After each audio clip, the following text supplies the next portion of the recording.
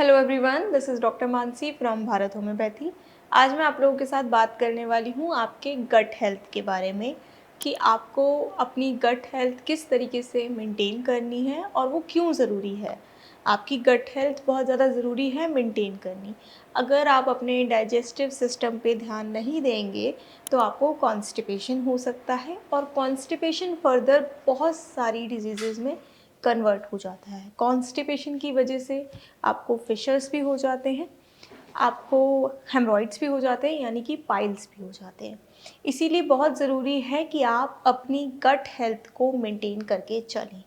आपके स्टमक में, आपके इंटेस्टाइन में कई पार्टिकल्स ऐसे होते हैं जो कि बहुत पुराने-पुराने भी रहते हैं वहाँ पर, जो कि आपके डाइजेस्टिव सिस्टम को हिंडर करते हैं। आपके डाइजेस्टिव सिस्टम के जो फंक्शंस होते हैं उनको कहीं न कहीं वो ऑब्स्ट्रक्ट करते हैं कह लो या रुकावटें लाते हैं। इसीलिए बहुत ज़रूरी है इस चीज़ों पे ध्यान देना कि आप क्या खा रहे हो, कितना खा रहे हो, कैसे खा रहे हो, कब खा रहे हो। ये बहुत ज़रूरी होता है। उन्हीं वजहों से आपका जो डाइजेस्टिव सिस्टम होता है वो हेल्दी रहता है। सबसे पहले अगर मैं बात करूँ तो आपको हमेशा अपनी बॉडी के सिग्नल्स पे ध्यान देना चाहिए। अपने बॉडी के सिग्नल्स हमेशा आपको सुनने चाहिए। अगर आपको क्रैम्प्स हो रहे हैं इन द मॉर्निंग या कभी भी आपको क्रैम्प्स हो रहे हैं या आपको अर्ज हो रहा है स्टूल पास करने का, you should not ignore that. As soon as possible आपको स्टूल पास करना चाहिए। अगर आप कहीं बाहर हैं, कुछ हैं, तो आपकी वो मजबूरी होती है, लेकिन अदरवाइज़ आपको वो सिग्नल इग्नोर नहीं करना चाहिए। दूसरी चीज़, अगर आपको भूख लग रही है, अगर आपके स्टमक से आपको सिग्नल्स आ रहे हैं कि आप हंग्री हैं, तो एज़ सून एज़ पॉसिबल आप थोड़ा-सा खाइए। उस सिग्नल को भी इग्नोर मत करिए, लेकिन तभी खाइए जब भूखे हैं। ज़्यादा मत खाइए कि आपको भूख नहीं है, फिर भी आप खा रहे हैं कि नहीं चलो ठीक है खा लेते हैं। भूख है तो खाइए, ओवर ईटिंग मत करिए। ओवर ईटिंग बहुत बड़ा एक फैक्टर है आपकी डाइजेस्टिव हेल्थ को ख़राब करने का। दूसरी चीज़, अगर आप ओवर ईट करेंगे तो आपका वेट भी बढ़ेगा, तो इसीलिए ओवर ईटिंग आपको बिल्कुल नहीं करनी है। जितनी भूख है उतनी खाइए। कोशिश करिए कि छोटी-छोटी मील्स में खाइए, कि छोटी अमाउंट की मील्स खाइए, पर जैसे 2 घंटे में खा लिया, ढाई घंटे में खा लिया, लेकिन छोटी-छोटी अमाउंट की मील्स आप खाइए। वो आपको बिल्कुल हार्म नहीं करती हैं। इसके अलावा हाइड्रेशन बहुत ज़्यादा की फैक्टर होता है, आपको हाइड्रेटेड रहना है। च्यू करके खाना है सबसे बड़ी चीज़।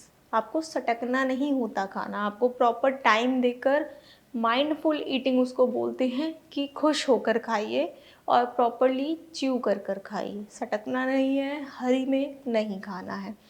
अगर आप एंशियस हैं, स्ट्रेस में हैं, तो भी आपको खाना नहीं खाना है। एंशियस और स्ट्रेस में अगर आप खाना खाते हैं तो आपके स्टमक पे भी वही सिग्नल्स जाते हैं स्ट्रेस। आपके डाइजेस्टिव सिस्टम पे स्ट्रेस बढ़ता है। कोशिश करिए कि लेट नाइट नहीं खाना है। खाना हमेशा बेड टाइम से कम 2 घंटे पहले आपका हो जाना चाहिए, क्योंकि आप जितनी लेट खाना खाओगे आपके स्टमक को उतनी ही ज़्यादा डिफ़िकल्टी आएगी उसको प्रोसेस करने में। इसलिए कोशिश करिए कि अपने बेड टाइम से 2 घंटे पहले आप खाना खा लें और हमेशा खाना खाने के आधे घंटे बाद पानी ज़रूर पीजिए थोड़ा-सा। इसके अलावा अगर हम बात करें तो एक्सरसाइज, रेगुलरली आपको एक्सरसाइज करनी चाहिए। इससे आपकी जो गट हेल्थ है वो बहुत अच्छी रहती है। आपके जो डाइजेस्टिव सिस्टम है, जो पेरिस्टल्सिस मूवमेंट है, वो सब ठीक रहते हैं। आपको एक्सरसाइज करनी चाहिए। एब्डोमिनल ब्रीदिंग से जो आपका पेरिस्टल्सिस मूवमेंट होता है, जो इंटेस्टाइन का मूवमेंट होता है, वो काफ़ी इम्प्रूव होता है, वो बहुत अच्छा हो जाता है। तो आपको एब्डोमिनल ब्रीदिंग रोज़ अपनी डेली लाइफ में प्रैक्टिस करनी चाहिए। ये कुछ ऐसी चीज़ें हैं जो आपको मेंटेन करेंगे तो आपकी जो गट हेल्थ है वो बहुत अच्छी रहेगी। बहुत चीज़ें होती हैं खाने में जो आपको खानी चाहिए और नहीं खानी चाहिए। प्रोसेस्ड फूड्स और जंक फूड आपको बहुत लिमिट में खाना चाहिए। मैं बिल्कुल रेस्ट्रिक्ट नहीं करूँगी। ऑब्वियसली खाना तो सबका मन करता है कि ये भी खाना है, वो भी खाना है, लिमिट में खाइए। ये नहीं है कि आप पूरे दिन ही जंक फूड खा रहे हैं, प्रोसेस्ड फूड खा रहे हैं, आप पूरे हफ्ते ही खा रहे हैं, नहीं। हफ्ते में कभी 1-2 बार खा लीजिए कि ठीक है आज मन है जंक फूड खा लिया, लेकिन बहुत लिमिट में खाना चाहिए। वो आपके डाइजेस्टिव सिस्टम को बहुत ज़्यादा हार्म करता है। अब मैं आपको 2 ऐसी चीज़ें बताऊँगी, 2 ऐसे वाटर बताऊँगी जो आपको बनाने हैं और डेली अपने पीने हैं, जो आपको कॉन्स्टिपेशन और एसिडिटी इन दोनों में ही बहुत ज़्यादा हेल्प करेंगे, अगर आप इन पानी का यूज़ करते हैं। ये मिरेकल वाटर है आपके डाइजेस्टिव हेल्थ के लिए। सबसे पहला मिरेकल वाटर मैं आपको बताऊंगी। आपको 1 लीटर ल्यूकवार्म वाटर लेना है। उसमें आपको 1 चम्मच चिया सीड्स डालनी है, 1 चम्मच उसमें आपको सौंफ डालनी है, फेनल सीड्स डालनी है, उसमें आपको अदरक डालनी है। या तो अदरक ले लीजिए, उसको घिस के डाल लीजिए थोड़ी सी, या फिर पाउडर है तो आधी चम्मच आप उसमें पाउडर डाल लीजिए। और अंजीर होती है, अंजीर एक ड्राई फ्रूट होता है, आप उसमें 2-3 अंजीर भी डाल सकते हैं। आप इसको मिक्स करिए, 1-2 घंटे आप इसको इन्फ्यूज़ होने दीजिए पानी को। फिर आप इस पानी को या तो रात को लीजिए सोने से पहले, या फिर अर्ली मॉर्निंग आप इसको एम्प्टी स्टमक भी ले सकते हैं। ये बहुत ज़्यादा फ़ायदेमंद पानी है आपकी गट हेल्थ के लिए। आपको अगर कॉन्स्टिपेशन रहता है तो उसमें आपको बहुत ज़्यादा रिलीफ मिलेगा।